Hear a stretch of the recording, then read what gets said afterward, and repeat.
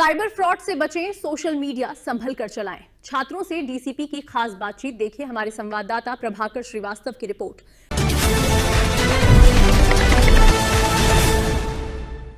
एक गलत क्लिक, एक अनजान ऑनलाइन दोस्ती या किसी की संदिग्ध हरकत बच्चों के लिए बड़ी परेशानी बन सकती है।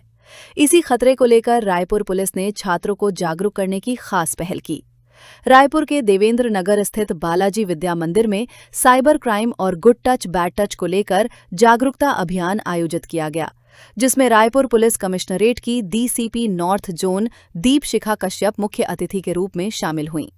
कार्यक्रम के दौरान पुलिस अधिकारियों ने विद्यार्थियों को साइबर फ्रॉड से बचने के तरीके, सोशल मीडिया का सुरक्षित इस्तेमाल और गुड टच बैड टच की अहम जानकारी दी।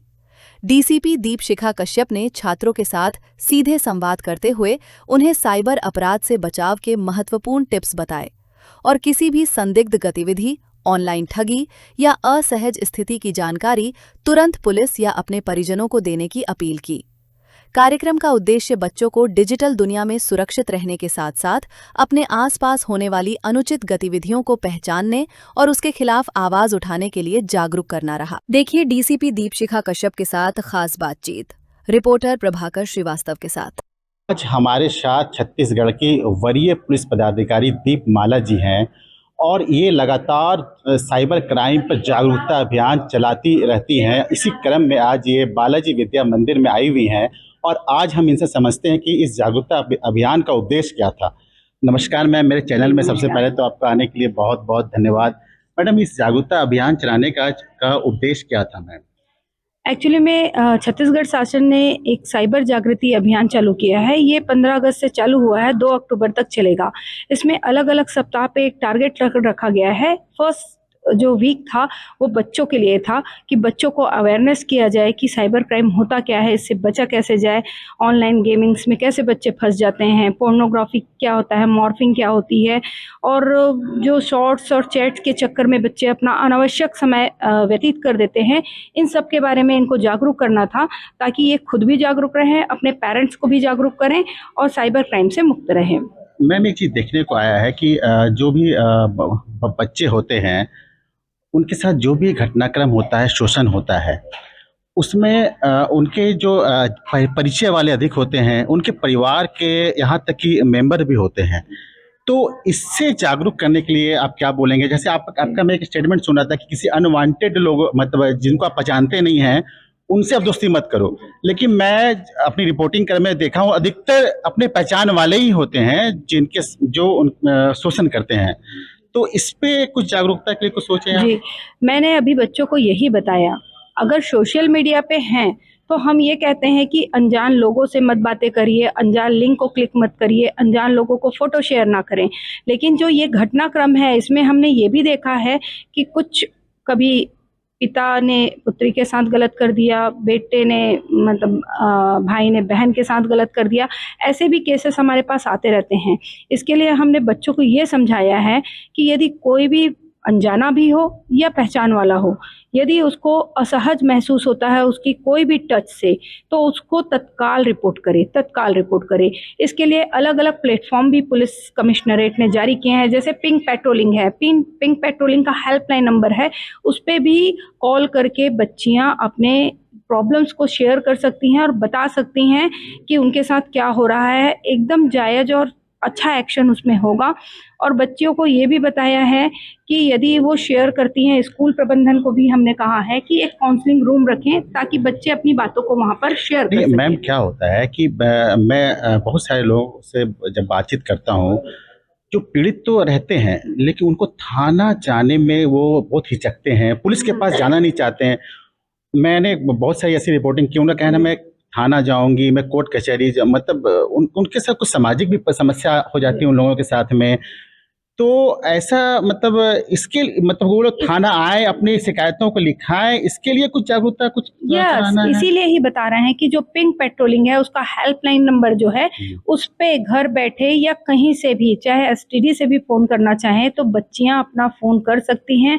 उनका नाम पता सब गोपनीय रहेगा और वो जो भी समस्या बता रही है उसका सॉल्यूशन जरूर होगा। इसीलिए ही पिंक पेट्रोलिंग और पिंक पेट्रोलिंग का हेल्पलाइन नंबर बताया गया है, ताकि ऐसे लोग थाने आने से जो डरते हैं वो थाने आए बिना ही अपनी शिकायत कर सके। अच्छा मैडम, एक चीज़ और भी है कि जैसे मान लीजिए चलिए स्कूल में आपने जागरूकता अभियान वगैरह किया, ठीक है, बहुत सारे ऐसे संस्थान होते हैं जहाँ पे अनाथ आश्रम हुआ, जहाँ पे या फिर विधवा आश्रम हुआ, जी। वहाँ पर शोषण होता है, ऐसा मैं कहूँगा नहीं, लेकिन बहुत सारे घटनाक्रम ऐसे अलग अलग राज्यों में ऐसा सुनने में आया है। तो क्या क्या कभी आप उन सब स्थानों पर भी जाएंगी जी, जी। कि अगर ऐसा कुछ हो रहा है आपके साथ, वहाँ पे ऐसा कुछ घटनाक्रम हो रहा है, तो आप पुलिस को बोले तो क्या ऐसे स्थानों पर भी आप अभियान को चलाएंगी क्या? जी, जी, बिल्कुल।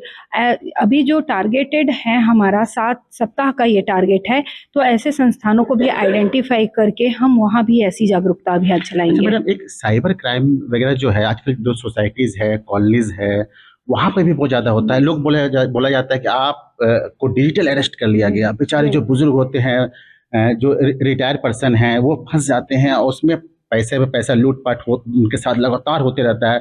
तो डिजिटल अरेस्ट बोले तो कुछ होता नहीं है कभी भी बिल्कुल मैडम। नहीं होता, बिल्कुल नहीं होता। तो तो इसके लिए 3rd वीक में साइबर जागृति अभियान में वरिष्ठ जनों के लिए भी हमारा प्लान है कि हम जगह-जगह जो कॉलोनी है, जो कॉलोनी है प्लस मोहल्ले समिति है, वहाँ पर जाएँ और बुजुर्गों से भी बात करें और उनको बताएँ और पेंशनरों से भी बात करें और उनको बताएँ, कोई भी पुलिस अधिकारी या एसबीआई का अधिकारी या तो फिर अन्य किसी भी संस्था का अधिकारी इस तरह से वीडियो कॉल नहीं करता है, आप इसके झांसे में ना फंसें। इसके साथ अन्य जो क्राइम है उसके बारे में भी उन्हें बताया जाएगा और लगातार ये अभियान चल रहा है, जहां हम कॉलोनी में भी संवाद से समाधान और साइबर जागृति अभियान कर मैम, रहे एक हैं। अंतिम प्रश्न यह भी है कि जैसे आजकल के जो स्टूडेंट हैं, वो लोग इंस्टाग्राम पे आते हैं, फेसबुक पे आते हैं, वो रातों रात हिट होना चाहते हैं और इसको उनको व्यूज चाहिए। वो नहीं देखते कि मुझे किनको फ्रेंड बनाना है, नहीं बनाना है, उनको रातों रात स्टार बनना है, स्टार बनने का है। तो ऐसे विद्यार्थी जो हैं, चाहे ऐसे जो छात्र हैं, जो व्यूज के चक्कर में कहीं भी दोस्ती कर लेते हैं, यहाँ देश क्या विदेशों में भी फॉलोवर्स उनके रहते हैं और वो जो विदेशी में ऐसे भी देश विरोधी लोग भी रहते हैं जो इन मानसिकताओं का फायदा उठाते हैं, उनका ब्रेन वॉश कर देते हैं। तो इस संदर्भ में पुलिस का क्या रोल रहेगा और इसमें जो ऐसे साइबर अपराधी होते हैं जो देश से बाहर रहते हैं, उसको आप लोग किस प्रकार से ट्रैक मतलब कर पाते हैं या फिर उसमें बड़ा चैलेंज रहता है? इस सब मिला के आप ये बता दीजिए।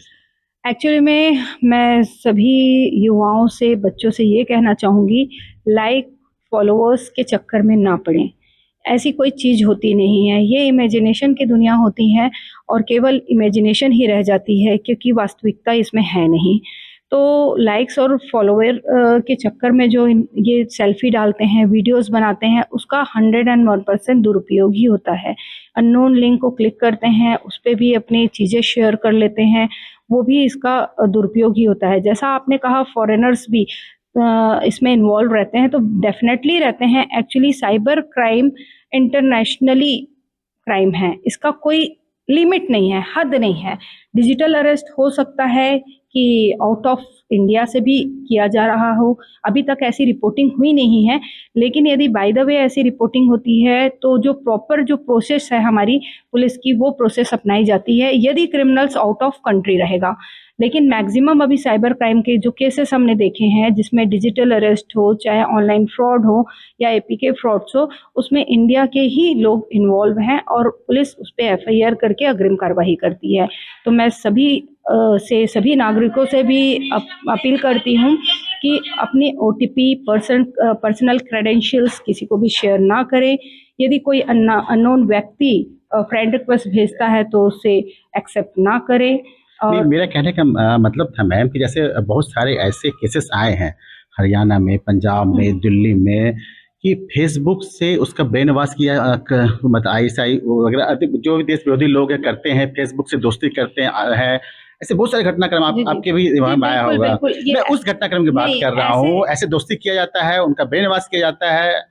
मैं जी। उस पे उन लोगों को जागरूक करने के लिए ऐसा कुछ है जी, क्या नहीं, सोशल मीडिया बिल्कुल, के? बिल्कुल अवेयरनेस ही है। अवेयरनेस ही है कि आप ऐसी चीज़ों पे फँसे ही ना।